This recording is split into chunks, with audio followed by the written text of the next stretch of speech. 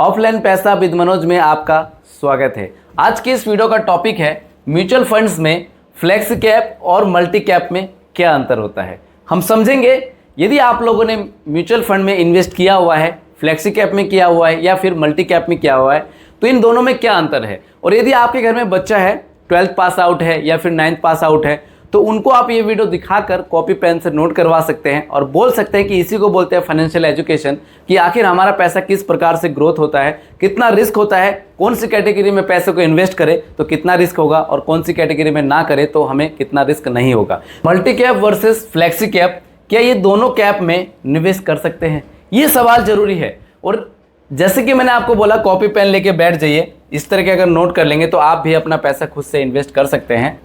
Mutual funds में large cap, mid cap और small cap, ये कुछ 3 कैटेगरी होते हैं जिसमें हमारा पैसा जो है वो इन्वेस्ट होता है। फ्लेक्सी कैप में लार्ज कैप, मिड कैप और आपका जो है स्मॉल कैप कैटेगरी की जो है वो कंपनियां होती है। मान लीजिए लार्ज कैप में इसकी कैपिटलाइजेशन ज़्यादा होगा, मिड कैप में इसकी कैपिटलाइजेशन उससे थोड़ा कम होगा और स्मॉल कैप में इसकी कैपिटलाइजेशन मिड कैप से भी थोड़ा सा कम होगा। तो इस 3 कैटेगरी में जो है आपका पैसा निवेश के लिए फ्रीडम होता है।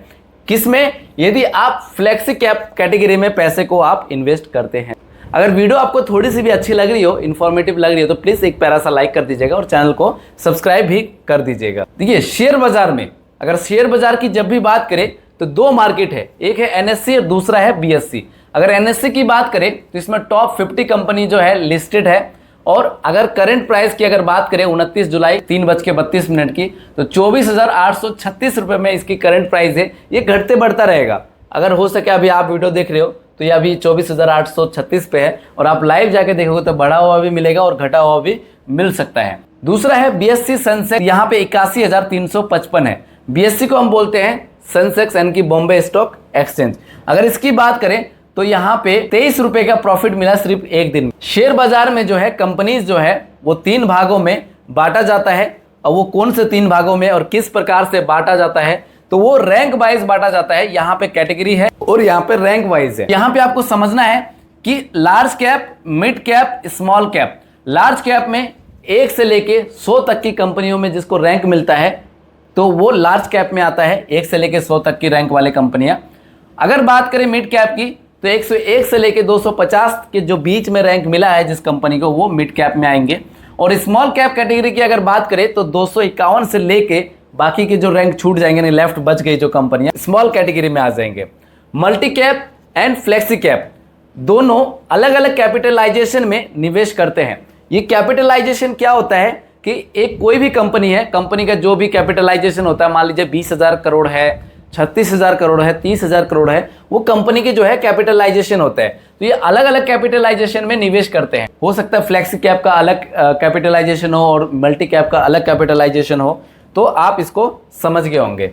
अगर हम बात करें फ्लेक्सी कैप फंड में, तो लार्ज कैप शेयर बाजार में निवेश करते हैं, यानी कि लार्ज कैप के जो भी कैटेगरी का स्टॉक होते हैं वो फ्लेक्सी कैप में जब भी आप पैसा इन्वेस्ट करोगे तो फंड मैनेजर जो आपका है वो लार्ज कैप कैटेगरी के जो शेयर्स, मान लीजिए जैसे रिलायंस है, टाटा मोटर्स है, जो बड़ी बड़ी कंपनियां, लार्ज कंपनियां हैं। वर्सेस अगर हम बात करें, इसकी तुलना करें मल्टी कैप फंड से, ये जो है हर कैटेगरीज में कम से कम 25% पैसा निवेश करते हैं।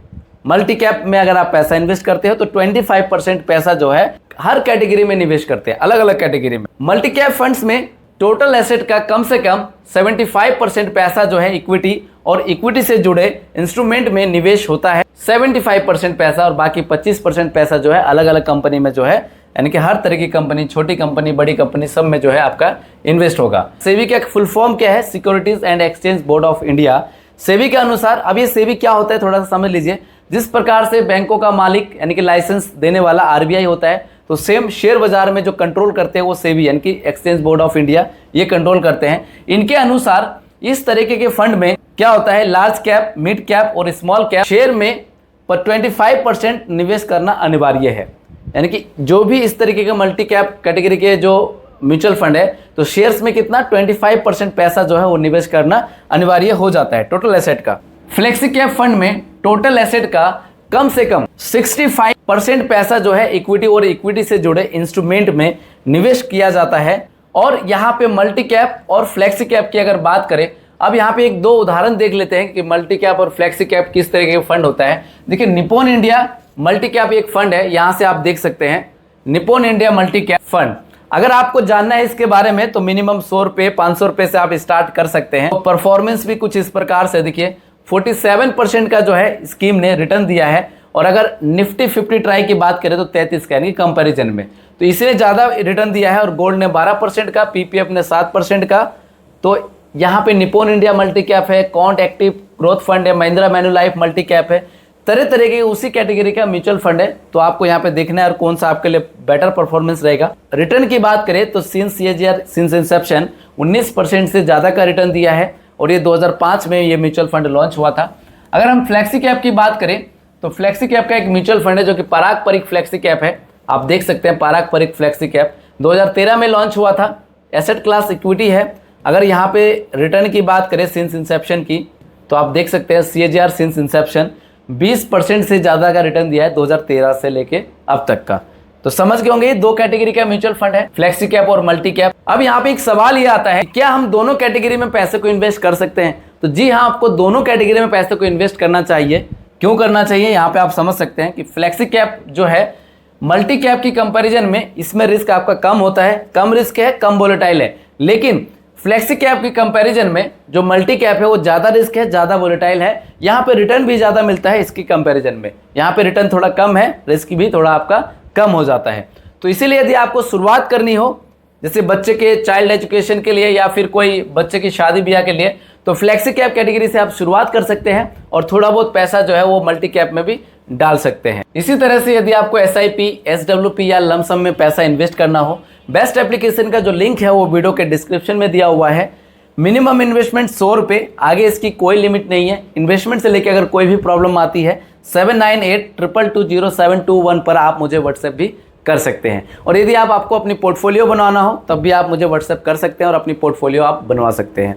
उम्मीद करता हूं यह वीडियो आपको अच्छी लगी होगी। अगर यह वीडियो आपको थोड़ी सी भी अच्छी लगी तो प्लीज़ वीडियो में अपना एक प्यारा सा लाइक कर दीजिएगा। अभी तक अगर आपने इस चैनल को सब्सक्राइब नहीं किया है तो चैनल को सब्सक्राइब करके बगल में जो बेल आइकन का बटन है उसको जरूर प्रेस करिएगा, और यह वीडियो अपने दोस्तों को, अपने परिवारजनों को जरूर शेयर करिएगा। मिलते हैं नेक्स्ट वीडियो में। जय हिंद, जय भारत।